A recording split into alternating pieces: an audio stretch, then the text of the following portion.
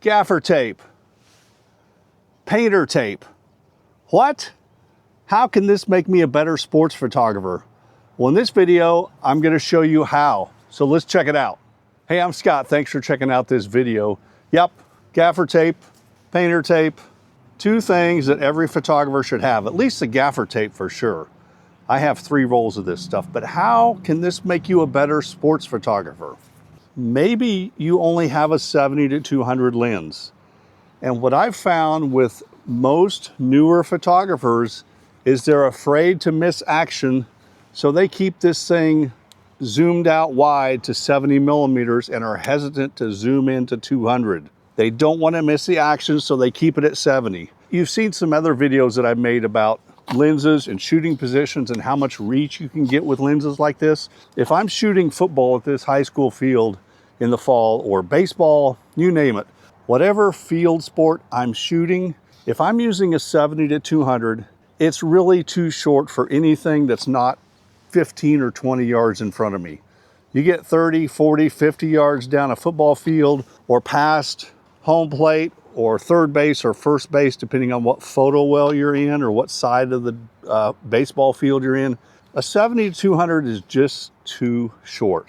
Don't get me wrong. If I had one lens to keep in my bag, only one for any type of photography, it would be a 70-200, but it's too short. So what do you do about that if you're a newer photographer and you want to get that compelling action and make sure it's really tight? Well, this is where the gaffer tape comes in. And I want to emphasize strongly gaffer tape or gaff tape. I think this is called Sure Tape, actually, is the brand. But basically, you can find this online. I get mine at Micro Center. I've got multiple rolls of this stuff in different colors, and I always have some in my bag. But make sure you use gaffer tape. And the key is it doesn't leave a residue on your gear when you put it there. So what I'll do is tear off about a 2-inch piece of this, and I'll tear it in half. I will zoom the lens all the way to 200, and I will tape that lens stuck at 200. So I can't zoom out. Any new photographer that I've had in my photo classes, and including my 2 sons who started shooting with me when they were 11, and I will brag a little bit, my older son at 16 had a double truck in Sports Illustrated and had already shot major college football, basketball, NFL, and Major League Baseball. He started doing the same thing when he started out. He taped that lens to 200. Keep it there. Shoot a quarter or a half of a game like that, but force yourself to zoom into 200 and tape it there. If you've got a 75-300 lens here, now this is a variable aperture lens, not recommended for nighttime sports generally, but if you're shooting daytime sports and you want to get a feel for what it's like to shoot with a 300 prime, zoom that thing into 300, tape it there. Leave that tape there for an entire game. Trust me, it will improve your sports photography because it forces you to stay tight on the action. And it will also help you think about your shooting positions. With a 70-200 not taped, you're gonna have to chase action all around the field. And I've seen too many photographers that are right in a good spot for having 200 millimeter and they zoom out because they're afraid to miss the action. Tape that lens with gaffer tape, or you can use painter tape. I generally don't use painter tape, but it's the same concept. This stuff is made to be put on walls that are already painted, and take it off and it doesn't peel the paint off. Maybe you have something like the Sigma, the 120-300. This is a great starter lens. Now this one is not working right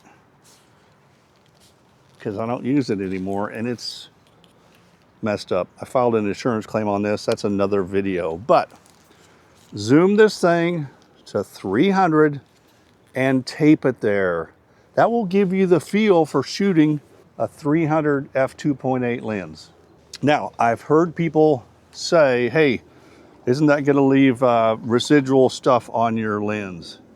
I'm going to show you right here, and I'll zoom in on this when I do this.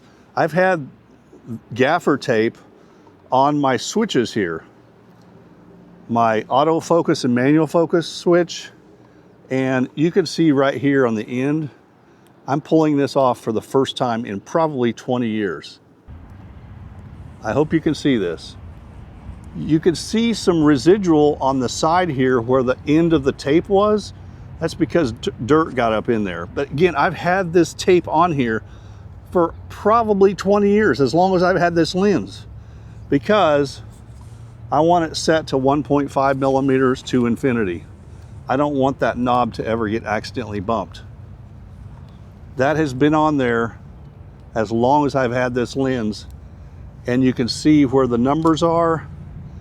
It's clear. The tape, the sticky part of the tape has not left any residual marks there. The only residual marks are on the edge of where the tape is or was, and that would easily be cleaned off with some Goo Gone.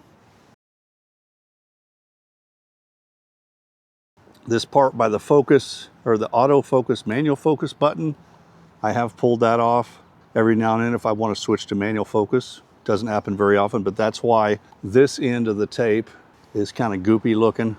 And again, you'll see some residual here on the lens where the end of the tape was.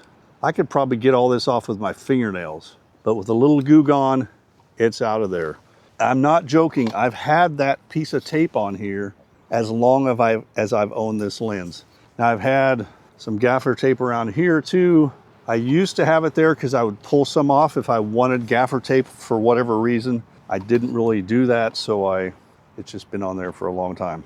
But seriously, your 75 to 300, your 70 to 200, your Sigma 120 to 300, maybe even if you have a Canon 100 to 400, tape those things to the longest focal length and force yourself to shoot half of a game, a full game, whatever, and see how your photos turn out. And this video was prompted by somebody on a Facebook photography, sports photography page that said they rented a 400 2.8 for their last home football game of the season.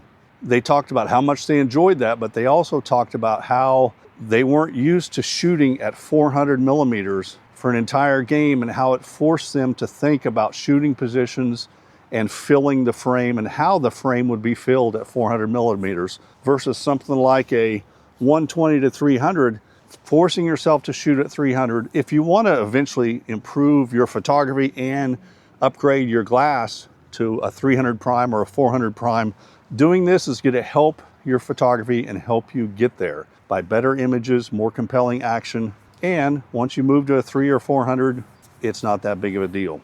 The thing about shooting with a 70 to 200 wide at 70, you know, a lot of times if that action's too far away, just get your cell phone out. The pictures look like something you can take with a cell phone. That's the advantage of having 200 millimeters or 300 millimeters of 400 millimeters, is it separates your images from what anybody else can get that doesn't have those lenses. So anyway, gaffer tape, painter tape, have some of this in your bag and use it. Try it out. If you've done this before, let me know in the comments. If you think it's crazy, let me know in the comments, but I guarantee you every photographer that I've had do this that is new to shooting has told me it helped them.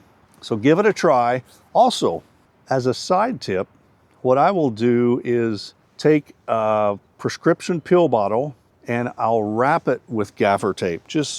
I'll just take this roll and I'll wrap it around a pill bottle and leave that in my camera bag, so I don't have to carry this big old roll around in my camera bag, but I've also always got gaffer tape with me. I've just got a smaller amount because I really don't use it that often, especially if I'm shooting sports. I'll use it if I'm shooting portraits or need to tape something down, or it's good to have in my bag anyway. I hope you liked this video. Give it a thumbs up if you did. Again, let me know in the comments if you've tried this technique, if it's worked, if it hasn't worked, and what you think about it. And I hope it helps. Thanks for watching and happy shooting.